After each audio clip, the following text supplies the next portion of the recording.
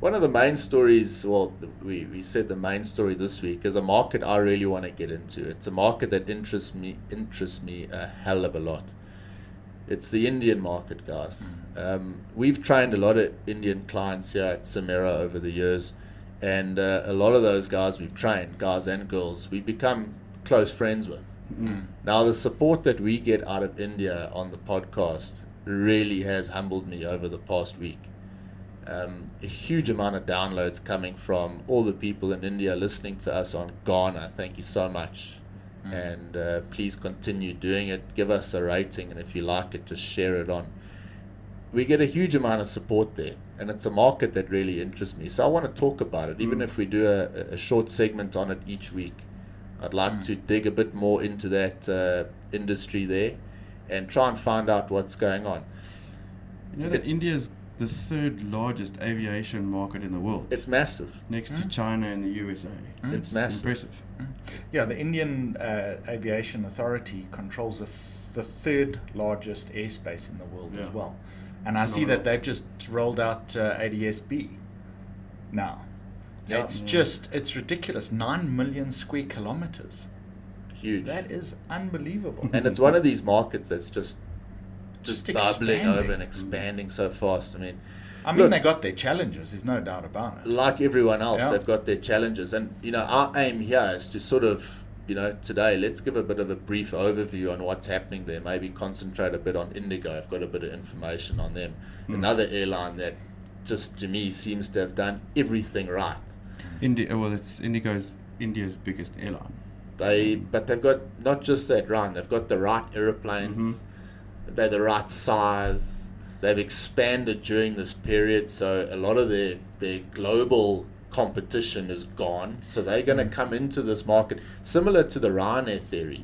Ryanair are battling right now, but post Zuma, this it's going to be they're going to own such a much bigger portion of the market than what they once used to, because the competition's gone. So if you can hold on now and survive through this and come out the other side with the right aircraft, the right size, you're in a very, very good position going forward. Well, the future forecast is that there's going to be 3 main airlines in India. Consolidation being the big thing now. Indigo first with 55% market share. Jeez. That is massive. The second one they're talking about is Tata Group. So basically, if they buy Air India, merge that with Vistara, and they're looking at probably 20 to 25% market share, which is also huge. And then the last one, SpiceJet. That's what the forecast is for India. Yeah. I see Indigo are actually boasting that they'll see 100% capacity by the end of this year. I don't doubt it. They're the 7th largest airline in the world by fleet and domestic market share. And they took delivery of 44 aircraft in 2020. 24 of those were 320 Neos, and 20 of those were 321 Neos. Say it again, right aircraft, right size. That is the best aircraft to have, hands down. This whole Max story and Boeing, I mean, we'll get into it a little bit later on, but you come out the other side of this with that many aircraft of Neos. I mean, they're the biggest orderer. They've got more deliveries. It's going to be very exciting to watch these guys grow. And now, Ryan, is this the new China for pilots around the world too? There must be a lot of pilots looking at India now as possible employment options going forward. It's fascinating. I was actually thinking about that the other day. I was like, why hasn't there been such an employment drive towards India? Because a lot of our colleagues that have gone to the Middle East or China, if these guys start expanding, I wonder what the opportunities are there. I think what India does well, if they're very pro using their own people rather than expats, which is right. They should do that. But with the growth, they are going to need foreign people coming in, and it opens up doors for a lot of people without work right now, a lot of good people without work right now, and because of what's happened, they can offer very favorable contracts that suit the airline. So I think they're in a good position. This growth now is a different story than it was A few years ago, they were worried about pilot numbers. You could have as many aircraft as you wanted, but if you didn't have pilots to fly it, you couldn't operate. Now it's a total different story. That's exactly it. Come to think of it, I mean, pre-Zuma, the Middle East and China were the most attractive in terms of pilot salaries and contracts. Now that the world is probably going to end up on an even keel with that, India will hopefully be an option. It will be an option. It's guaranteed to be an option. There's no ways that it's not going to be a world player and world class player as well. Now, we're going to watch this market very, very closely and report on it as much as we can. It's a very, very interesting sector. From an airport perspective there, they've got a few busy airports, I must say. They've got, what did we say earlier? Was it the third busiest aviation market? Home to several major airports across the country, Delhi to Port Blair. Traffic across those airports has been rising very, very fast in the last decade. And when it comes to airport traffic, they got Delhi number one.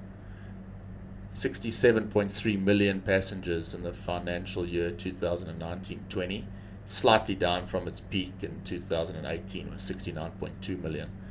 That makes Delhi the 17th busiest airport globally. Not bad for a state that's rising. Second place, Mumbai, 45.8 million passengers. That's huge. Mumbai also holds the title of the busiest single runway airport in the world. Single runway airport in the world. Clocking over 1,000 aircraft movements per day at its peak. That's incredible. And the Indian government plans to build a new airport in Mumbai that'll give the city two major airports, similar to what they have in New York and other busy areas around the world. And third busiest, Bangalore, 32.3 million passengers, slightly down from 2018, but huge. 3 new services to the US from Bangalore this last year. Massive. It's insane. When you were talking about doing a bit of a piece on India as well, it reminded me of a book I read years ago, written by Arthur Whitlock, sort of autobiography about his early days of flying. He started learning how to fly in India, in Madras. And excellent book with very, very interesting stories of his early days and aviation career in India. It's worth the read. It's called Behind the Cockpit Door by Arthur Whitlock. We'll put it in the show notes. Check it. As I said earlier, thank you so much to all our Indian supporters for supporting the show. It really does mean a lot to us. Made our numbers jump through the roof last week. So very, very proud of that, and definitely proud that you like our content we push out each week. It's great. Yeah, absolutely. When I was having a look, I was just fascinated with the Tata Group and how these guys are so involved but so under the radar. It's unbelievable.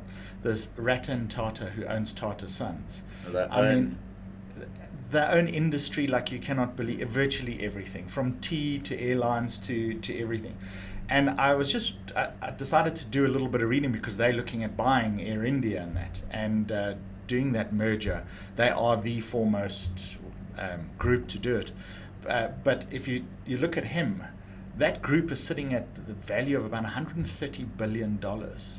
And him as the owner of it, as the sole owner, and obviously their shareholders, that guy is not even a billionaire. He's not. He makes sure that his wealth is under $1 billion at all given times. Okay, it's still a crap load of money, but he does that. The rest of the profits go into charity. And everything goes out and goes back to the Indian people in some form or another. And I just found that unbelievable. It's just such a different mindset. And you can understand why he's considered one of the most beloved entrepreneurs on the planet. It's crazy.